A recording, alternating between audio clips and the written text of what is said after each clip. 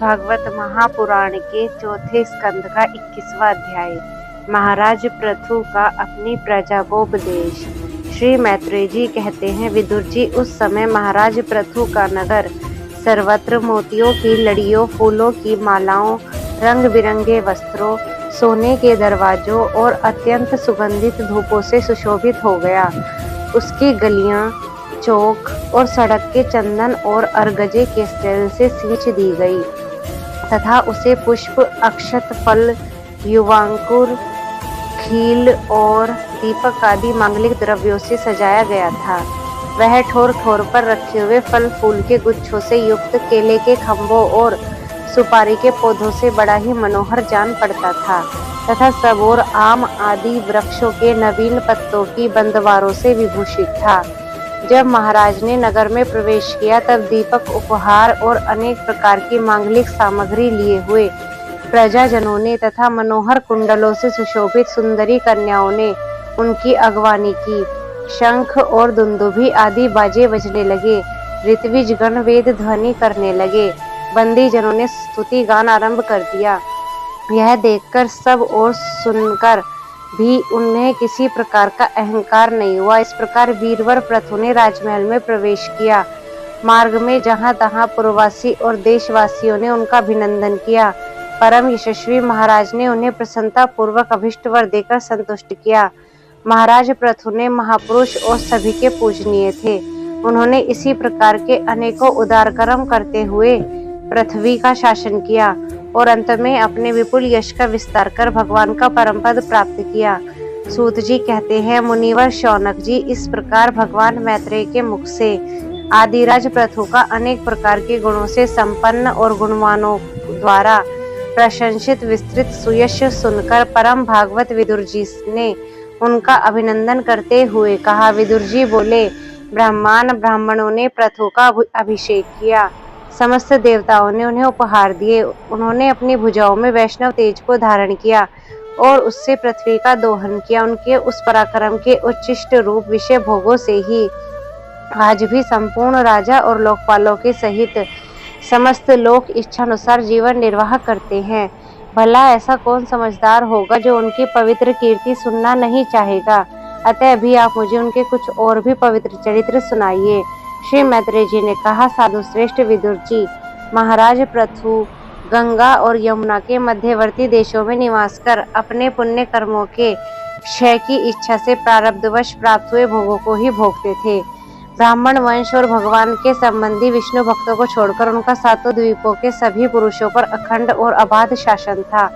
एक बार उन्होंने एक महासत्र की दीक्षा ली। उस समय वहां देवताओं, ब्रह्म ऋषियों और राज ऋषियों का बहुत बड़ा समाज एकत्र हुआ। उस समय महाराज पृथु ने उन पूजनीय अतिथियों का यथा योग्य सत्कार किया और फिर उस सभा में नक्षत्र मंडल में चंद्रमा के समान खड़े हो गए। उनका शरीर ऊंचा, भुजाएं भरी और विशाल, रंग गोरा, नेत्र कमल के समान सुंदर और अरुण वर्ण, नासिका सुघड़, मुख मनोहर, स्वरूप सौम्य, कंधे ऊंचे और मुस्कान से युक्त दंत पंक्ति सुंदर थी। उनकी छाती चौड़ी, कमर का पिछला भाग स्थूल और उदर पीपल के पत्ते के समान सुडौल तथा बल पड़े हुए होने से और भी सुंदर जान पड़ता था। नाभि भंवर के समान गंभीर थी, शरीर तेजस्वी था, जंघाएं सुवर्ण के समान दैदीप्यमान थी और पैरों के पंजे उभरे हुए थे। उनके बाल बारीक, घुंघराले, काले और चिकने थे। गर्दन शंख के समान उतार चढ़ाव वाली तथा रेखाओं से युक्त थी और वे उत्तम बहुमूल्य धोती पहने और वैसे ही चादर ओढ़े थे। दीक्षा के नियम अनुसार उन्होंने समस्त आभूषण उतार दिए थे। इसी से उनके शरीर के अंग प्रत्यंग की शोभा अपने स्वाभाविक रूप से स्पष्ट झलक रही थी। वे शरीर पर कृष्ण मर्ग का चरम और हाथों में कुशा धारण किए हुए थे। इससे उनके शरीर की कांति और भी बढ़ गई थी। वे अपने सारे नित्य कर्म यथाविधि संपन्न कर चुके थे। राजा पृथु ने मानो सारी सभा को हर्ष से सारोवार करते हुए अपने शीतल एवं स्नेहपूर्ण नेत्रों से चारों ओर देखा और फिर अपना भाषण प्रारंभ किया। उनका भाषण अत्यंत सुंदर, विचित्र पदों से युक्त, स्पष्ट, मधुर, गंभीर और निशंक था। मानो उस समय वे सबका उपकार करने के लिए अपने अनुभव का ही अनुवाद कर रहे हो। राजा पृथु ने कहा, सज्जनों, आपका कल्याण हो। आप महानुभाव जो यहाँ पधारे हैं, मेरी प्रार्थना सुने। जिज्ञासु पुरुषों को चाहिए कि संत समाज अपने निश्चय का निवेदन करे। इस लोक में मुझे प्रजाजनों का शासन, उनकी रक्षा, उनकी आजीविका का प्रबंध तथा उन्हें अलग अलग अपनी मर्यादा में रखने के लिए राजा बनाया है। अतः इनका यथावत पालन करने से मुझे उन्हीं मनोरथों को पूर्ण करने वाले लोकों की प्राप्ति होनी चाहिए जो वेदवादी मुनियों के मतानुसार संपूर्ण कर्मों के साक्षी श्री हरि के प्रसन्न होने पर मिलते हैं। जो राजा प्रजा को धर्म मार्ग की शिक्षा न देकर केवल उनसे कर वसूल करने में लगा रहता है, वह केवल प्रजा का पाप का ही भागी होता है और अपने ऐश्वर्य से हाथ धो बैठता है। अतः प्रिय प्रजाजन, आपने इस राजा को परलोक में हित करने के लिए आप लोग परस्पर दोष दृष्टि छोड़कर हृदय को भगवान के साथ याद करते हुए अपने अपने कर्तव्य का पालन करते रहिए, क्योंकि आपका स्वार्थ भी इसी में है और इसी प्रकार मुझ पर भी आपका बड़ा अनुग्रह होगा।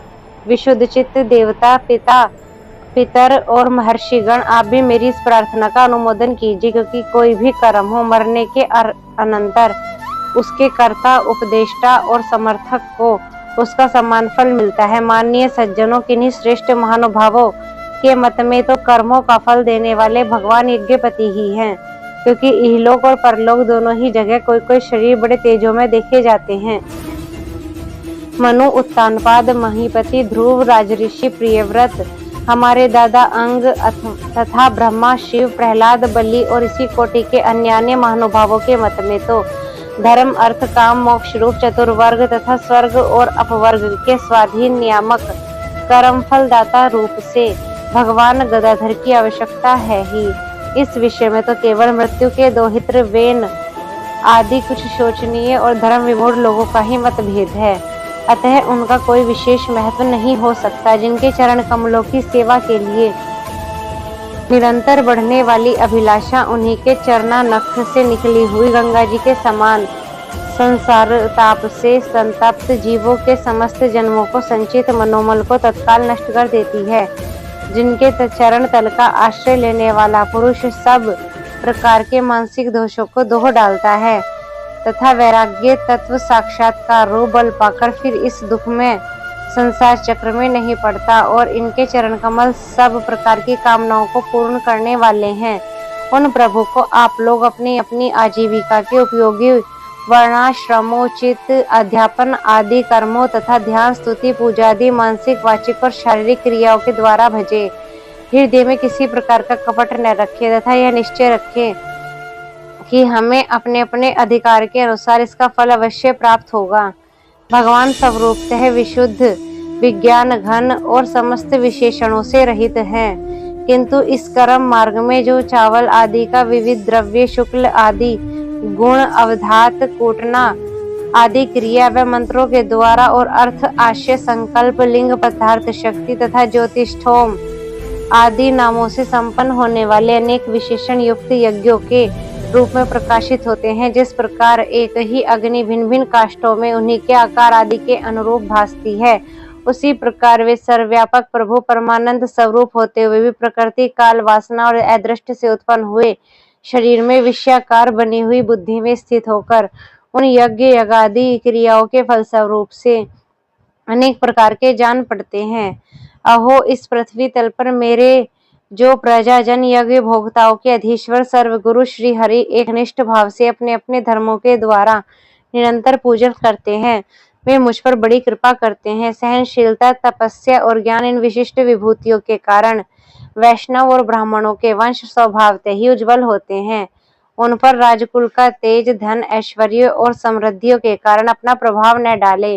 ब्रह्म आदि समस्त महापुरुषों में अग्रगणीय ब्राह्मण भक्त पुरुष, पुराण पुरुष श्री हरि ने भी निरंतर इन्हीं के चरणों की वंदना करके अविचल लक्ष्मी और संसार को पवित्र करने वाली कीर्ति प्राप्त की है।